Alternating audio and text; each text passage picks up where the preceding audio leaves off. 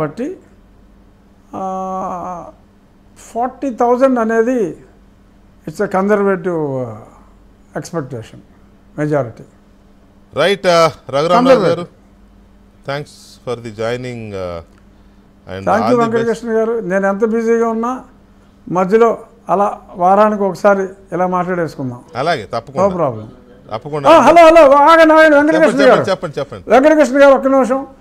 రేపు మా పార్టీ అధ్యక్షుడు నారా చంద్రబాబు నాయుడు గారి పుట్టినరోజు. సో వారికి రేపు ఆయన దొరుకుతారో దొరకరో ఫోన్లో అడ్వాన్స్గా పుట్టినరోజు శుభాకాంక్షలు తెలియజేస్తూ రాబోయే రోజుల్లో రాబోయే కొన్ని వారాల్లో ప్రజలందరికీ మీ సేవ అవసరం అని చెప్పి తప్పు చేసాం అని చెప్పి లెంపలేసుకుని మిమ్మల్ని అత్యధిక మెజారిటీతో గెలిపించబోతున్నారు.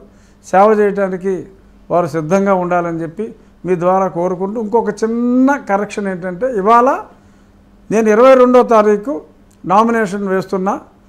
ఇవాళ కూడా మంచి రోజు ఏకాదశి కాబట్టి నా తరపున ఒక సెట్ మా అబ్బాయి వెళ్ళి నామినేషన్ ఫైల్ చేశాడు. దానికి ఈ బ్లూ గ్యాంగు రఘురామకృష్ణరాజు తనయుడు ఇండిపెండెంట్గా నామినేషన్ వేశాడు అని చెప్పి చెత్త మాట్లాడతాం ఈ బ్లూ గాళ్ళు మొదలుపెట్టారు. కూలి నీలి, అది తప్పు.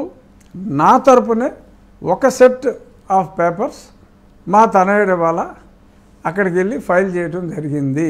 నా వైఫ్ మా అబ్బాయి వెళ్ళి నా కాగితాలే అక్కడ ఒక సెట్ ఇచ్చారు. మిగిలిన సెట్లు నేను 22వ తారీఖు 10:30కి నా ఇంటి దగ్గర ప్రారంభమై ఎక్కడెక్కడి నుంచో వస్తున్నారు వాళ్ళందరితో చిరు ఊరేగింపుతో అక్కడికి వెళ్ళి నేను నామినేషన్ ఫైల్ చేయబోతున్నా.